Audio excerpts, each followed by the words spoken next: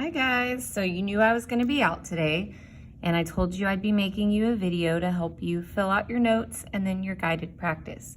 So yesterday we talked about some equations that included variables, and let's remind ourselves that a variable is some number in math that could change or could be a different number, maybe it's unknown, and so we use a letter to represent that number. In the ones we talked about yesterday, we talked about the X and the Y, and we're going to be continuing to talk about those variables today. One of those is what we call an independent variable, and the other one is what we call a dependent variable. And those words are words you've seen just in your regular life, not just in math. So if you think about someone who is independent, they're kind of on their own. They're making their own money. They're doing their own thing. They don't need somebody else. Now you are listed under your parents as a dependent. That's because you depend on them or whoever you live with for certain things. You depend on them to have a place to sleep at night, to have food to eat, to have clothes to wear, because you're not grown enough to have your own job yet. So when you are grown to have your own job and buy your own things, then you'll be independent.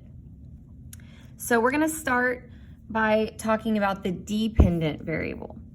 So the word dependent has that other word depend inside of it.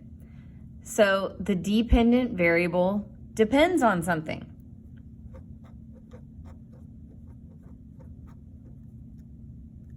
Okay, so what does it depend on? Before we talk about what it depends on, we're going to talk about another way of saying that. So another way is it's determined by something. Okay, if it depends on something, it's determined by something. So if we go back to the example of you and your parents, what kind of clothes you have, or if you get new clothes, or what kind of food you eat and the place you live is all determined by your parents. That's not determined by you. You're dependent on them. So all that stuff is determined by the independent variable.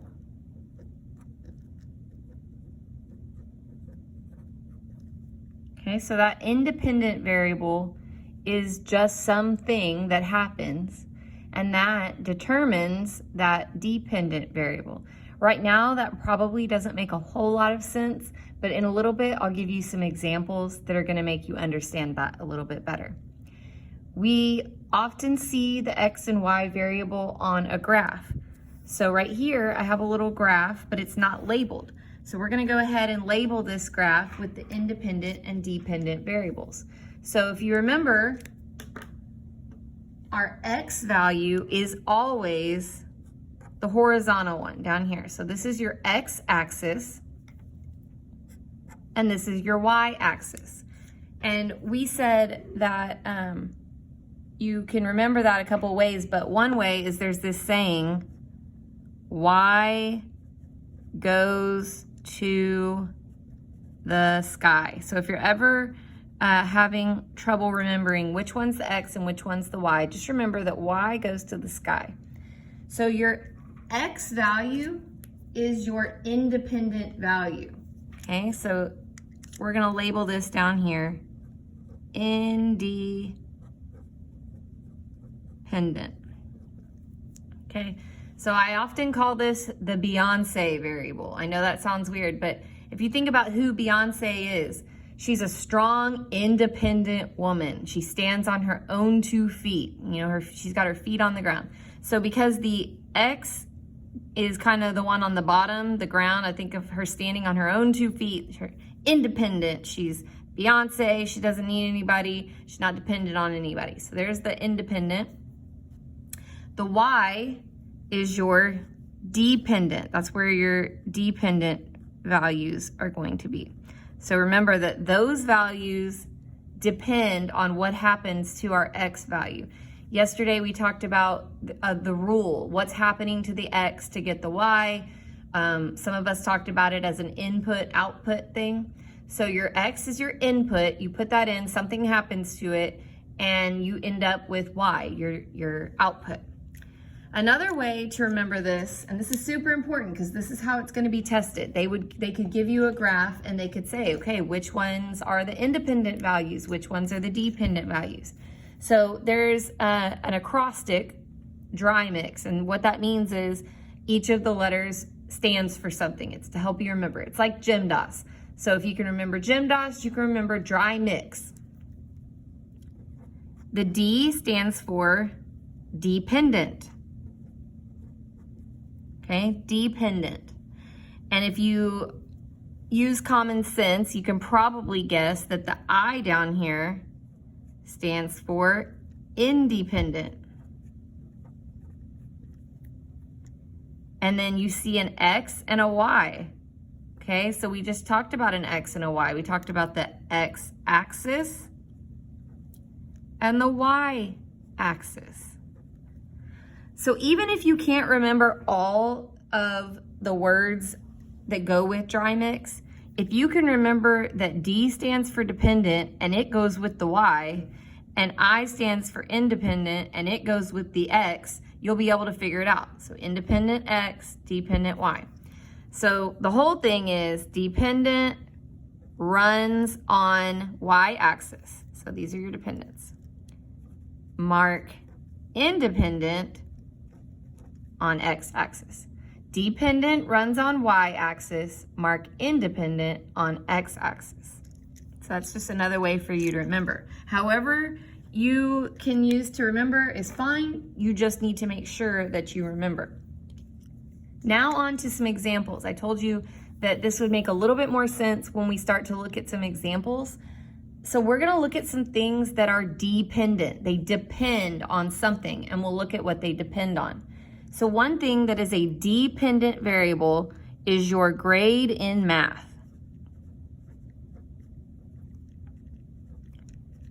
Yesterday, you got your report card and you saw your grade in math. I didn't just come up with those grades. I didn't just go, I'll give them this, okay?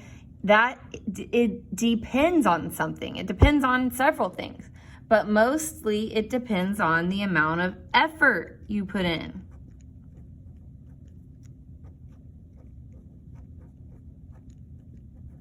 Okay, so the more effort you put in, the better the grade you'll get. The less effort you put in, the worse grade you'll get. Okay, so it's a cause and effect relationship. Your effort causes a certain grade. So the grade is the effect. This is what caused it. And you can, if you can't remember, think of it the other way. So you don't just get some random grade and then that's what makes you put in your effort. It goes the other way around. You put in your effort first, then you get your grade. Cause and effect. Another thing that you could think of in terms of independent and dependent is you could think of grass growing. So let's think about how tall your grass is. So height of grass. Plants don't just grow randomly. They don't just decide one day to grow longer or shorter. It doesn't work like that. There are things that happen to make plants grow. So one thing that could cause grass to grow is rain. So the height of the grass depends on the amount of rainfall. So if it's a drought and there's not much rain, the grass isn't going to grow. It's probably going to die. And if it doesn't die, it's going to stay real short and crunchy. But if it rains a lot, the grass gets really green, it grows really tall, we have to mow a lot. And it's not the other way around. The rain doesn't fall because the grass grows. The grass grows because the rain falls. So remember, this is the cause. It determines this, and this is the effect. So this depends on this.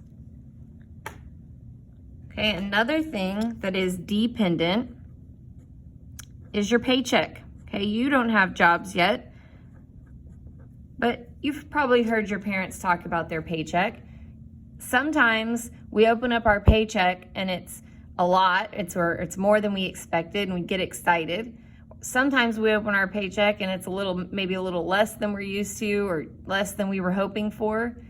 But that doesn't just happen randomly. That depends on something. It depends on how many hours you worked.